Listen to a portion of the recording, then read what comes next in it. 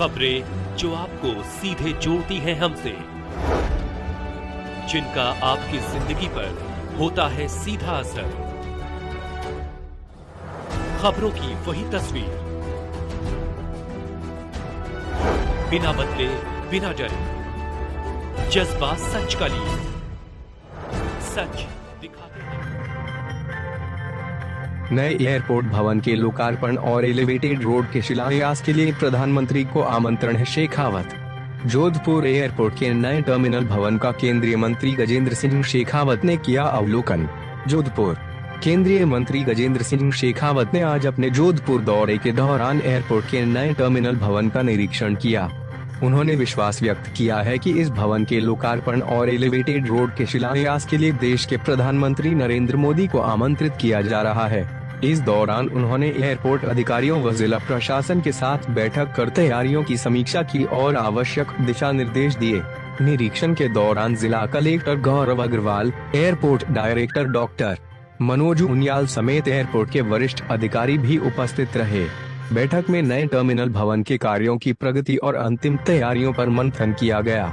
Airport के नए भवन का निरीक्षण करने के बाद पत्रकारों से बातचीत करते हुए शेखावत ने कहा कि वे लंबे समय से जोधपुर के नए एयरपोर्ट टर्मिनल के लिए प्रयासरत रहे हैं और अब यह सपना साकार होने जा रहा है। जल्द ही नए टर्मिनल भवन का लोकार्पण किया जाएगा। प्रधानमंत्री नरेंद्र मोदी द्वारा नए टर्मिनल भवन का लोकार्पण किए जाने की संभावना है।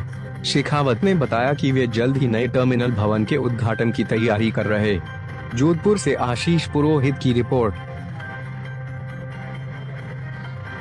जोधपुर नैसर्गिक रूप से थार का मरुस्थल का गेटवे है, उसका सिंहद्वार है। जोधपुर का मेहरानगढ़ किला, जोधपुर का उमेद भवन पैलेस और पर्यटन से जुड़े हुए अन्य जोधपुर के आकर्षण जोधपुर को बहुत चमक के साथ में विश्व के पर्यटन मानचित्र पर स्थापित करते हैं। जोधपुर में और अधिक पर्यटन की संभावनाएं बढ़े और उस दिशा में हम और आगे काम कर सकें, इसके लिए सतत राज्य सरकार के साथ संपर्क करके हम काम कर रहे हैं। और मैं ये मानता हूँ कि हमारी कनेक्टिविटी जो है वो टूरिज्म को सबसे बड़ा बूस्ट है। एक कनेक्टिविटी और दूसरी अर्थव्यवस्था, ये दोनों ही जो है कंडीशंस फेवर में है। मुझे लगता है कि जोधपुर का टूरिज्म भी आने वाले समय में और अधिक बाजी होगी। इंटरनेशनल एयरपोर्ट अभी एक टर्मिनल बन जाए। इस टर्मिनल बिल्डिंग को इतना मैं कह सकता हूं कि हमने इस तरह से डिजाइन किया था, जब डिजाइन करवाया था तभी इस बात को संज्ञान में रखा था कि आने वाले समय में जब कभी भी फिजिएबल हो तब हम इस टर्मिनल को तुरंत बिना किसी बड़े बदलाव की आवश्यकता के हम इसको इंटरनेशनल टर्मिनल, इंटरनेशनल एयरपोर्ट के रूप में तब्दील कर सकें। I think it depends upon the demand, इसके ऊपर निर्भर करता है। जब होगी तो उस दिशा में निश्चित। एयरलाइन ऑपरेटर हिंदुस्तान में सभी प्राइवेट कंपनीज हैं। मैं आपको बधाई देना चाहता हूं, आपके माध्यम से बधाई देना चाहता हूं। टाटा समूह की एयरलाइन एयर इंडिया एक्सप्रेस ने जोधपुर में इस विंटर शेड्यूल से अपना नया जो है ऑपरेशन प्रारंभ किया है। कुछ रूट्स पे उन्होंने काम करना शुरू किया है। मैं ये मानता हूँ कि एक बार ये टर्मिनल बिल्डिंग पूरी हो जाएगी और जब ट्रैफिक जिस तरह से बढ़ेगा उसके साथ साथ में यहाँ हवाई जहाज़ों के आवागमन, डिफरेंट कंपनीज के आने और नए रूट्स के ऊपर काम होने की दिशा में काम होगा। मैं ये ऐसा भरोसे के साथ में इसलिए कह सकता हूँ कि आज की तारीख में देश में कुल ऑपरेशनल जो डोमेस्टिक और हमारी जो ये बजट कंपनीज जिस तरह के इंटरनेशनल एयरक्राफ्ट, इंटरनेशनल रूट्स पे चलाती है, हमारे टोटल ऑपरेशनल एयरक्राफ्ट की संख्या 1000 से कम है, पब्लिक प्राइवेट सब मिलाकर। भारत की एविएशन उद्योग माननीय प्रधानमंत्री जी के मार्गदर्शन में जिस तरह से देश की इकोनॉमी बढ़ रही है, जिस तरह से देश का एयर इंफ्रास्ट्रक्चर स्ट्रेंथन हो रहा है, भारत का एविएशन उद्योग दुनिया में सबसे तेजी से ज़्यादा किसी देश में अगर किसी गति के साथ में बढ़ रहा है तो भारत में बढ़ रहा है। और भारत के प्लेयर्स ने कुल मिलाकर के अगर देखूं तो अगले 5 साल में 3000 नए एयरक्राफ्ट के ऑर्डर किए हैं जो अब आने वाले। तो अभी 1000 से 3000 जब संख्या होगी तो उसका लाभ निश्चित जोधपुर को भी मिलेगा, ऐसा मुझे पूरा विश्वास है। साथ में जोधपुर की बहुप्रतीक्षित एलिवेटेड रोड जिसका टेंडर भी अगले महीने में कंप्लीट हो जाएगी, उसकी कार्रवाई, उसका भी फाउंडेशन स्टोन लेकर जोधपुर के लिए 2 बड़ी सौगात है।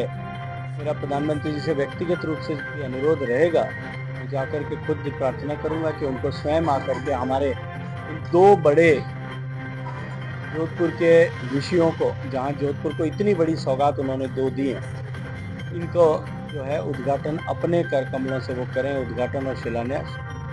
निश्चित ही जोधपुर वासी जो हैं उनका स्वागत करने के लिए, इन बड़ी सौगातों के लिए उन्होंने रिमोट से जोधपुर की जो रिंग रोड बनी 2000 करोड़ रुपए से ज़्यादा की लागत की, तो मुझे लगता है कि जोधपुर की एक लाइफलाइन के रूप में बनकर के उभरी है। और जोधपुर का ट्रैफिक और ट्रैफिक मैनेजमेंट उसके चलते हुए बहुत हद तक इम्प्रूव हो गया है। उसको भी माननीय प्रधानमंत्री जी एक बार खुद कम से कम हवाई जहाज से उसको देखें कि उनकी सौगात का जोधपुर को, जोधपुर शहर के गले में एक चारों तरफ एक माला के रूप में उनकी सौगात का जोधपुर वासी भी उनको धन्यवाद करना चाहते हैं। मेरा अनुरोध रहेगा कि वो व्यक्तिगत रूप से आपको जोधपुर का ये बहुप्रतीक्षित एयरपोर्ट का निर्माण अब अंतिम चरण पर पहुंचा है। एयरपोर्ट एडवाइजरी कमेटी के सभी सम्मानीय सदस्यों का धन्यवाद करता हूं, उन्होंने भी आकर के इसमें अपना एक्टिव रोल प्ले किया था। उस समय कुछ ऑब्जर्वेशन थे, कुछ आर्किटेक्चर पैटर्न्स को लेकर के, कुछ डिजाइन्स को लेकर के, कुछ फंक्शनैलिटी को लेकर के, उन सबको एड्रेस करने के निर्देश दिए थे। आज उन सब की वापस समीक्षा की है और मैं इतना कह सकता हूं कि संतोषप्रद प्रगति उस दिशा में हुई है।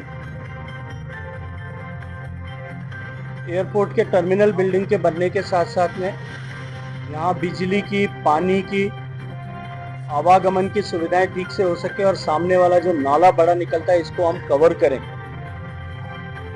इसकी दिशा में जो डिफरेंट एजेंसीज को, निगम को, जेडीए को जो इंस्ट्रक्शंस दिए गए थे उसकी भी आज समीक्षा की है। उस पर भी गुणवत्ता से काम हो इसके निर्देश अधिकारियों को दिए हैं। एयरपोर्ट जो टारगेट किया था कि हम अक्टूबर के अंत तक पूरा करें, सभी एजेंसीज को कहा है कि उस दिशा में अपने काम की गति को बढ़ाने की आवश्यकता है, उसमें वृद्धि करने की आवश्यकता है ताकि हम समय रहते तय समय सीमा में इस काम को पूरा कर सकें। मैं ये मानता हूँ कि जोधपुर के लोग सौभाग्यशाली हैं कि जहाँ देश को 2 दिवाली मनाने के अवसर माननीय प्रधानमंत्री जी ने दिए, जीएसटी में कटौती करके, दूसरा जब दिवाली के दिए देश भर के लोग जलाएंगे तब बचत उत्सव और दिवाली के अतिरिक्त दिवाली के ही आसपास के समय में जोधपुर के लोगों को तीसरी बार दिवाली मनाने का मौका इस एयरपोर्ट के इनॉग्रेशन के साथ में मिलेगा। और मुझे पूरा विश्वास है जिस तरह से विंटर शेड्यूल आया है,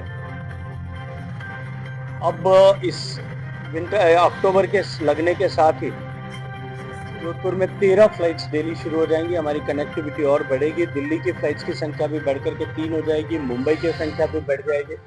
हमारी बेंगलोर के साथ, चेन्नई के साथ में और देश के अन्य बड़े शहरों के साथ में भी कनेक्टिविटी इसके बाद में सेटअप हो जाएगी। और टर्मिनल बिल्डिंग बनने के बाद में, डिमांड इंक्रीज होने के बाद में और भी अधिक जो है यहाँ हवाई जहाज आ सकें, इस दिशा में हम लोग निरंतर प्रयासरत हैं। मैं धन्यवाद करना चाहता हूं राजस्थान सरकार के सम्मानीय मुख्यमंत्री भजन लाल जी का। ये मेरे आग्रह पर, मेरे सुझाव पर उन्होंने एक बहुत बड़ा निर्णय किया कि राजस्थान में, विशेष रूप से जोधपुर में, बीकानेर में, जैसलमेर में और किशनगढ़ पर यहाँ जो एयरक्राफ्ट आएंगे और जो यहाँ रिफ्यूलिंग करेंगे, यहाँ तेल भरा जाएगा, उसमें जो टैक्स लगता है, जो वैट लगता है, जो राजस्थान सरकार, राज्य सरकारों के अधीन आता है, उसमें एग्जेम्पशन किया है। उसके कारण से एक बड़ी बचत एयरलाइंस को फ्यूल की कॉस्ट में लगभग 26-27% टैक्स होता है, उसमें मिलती है। और मैं ये मानता हूँ कि ये इंसेंटिव और एयरपोर्ट पर पार्क करने में जो कंपैरेटिवली कॉस्ट की बचत दिल्ली, मुंबई के कंपैरिजन में जोधपुर में ऐसे छोटे एयरपोर्ट पर होती है, इन दोनों का लाभ मिलने के दिशा में ये बड़ा इंसेंटिव एयरलाइंस ऑपरेटर्स के पास में होगा। और इसके चलते हुए निश्चित रूप से हमारे यहाँ पे एयर ट्रैफिक बढ़ेगा। सुबह शाम की फ्लाइट दिल्ली के लिए और मुंबई के लिए अवेलेबल हो, इसके लिए भी प्रयास कर रहे हैं। माननीय मंत्री राम नायडू जी से इस विषय पर विस्तार से चर्चा हुई है। मुझे लगता है कि जोधपुर वासियों का ये मांग भी पूरी होगी, ये सपना भी साकार होगा। इस एयरपोर्ट की बिल्डिंग, टर्मिनल बिल्डिंग के बाहर की साज सज्जा को लेकर के कुछ छोटे छोटे विषय संज्ञान में आए थे, उनका निर्देश दिया है। कुछ विषयों को एड्रेस किया गया है, कुछ पर और काम बाकी है, चल रहा है। उनको ठीक से एड्रेस करने की दिशा में आज वापस निर्देश दिए हैं कि उनको शीघ्रता के साथ में पूरा किया जाए।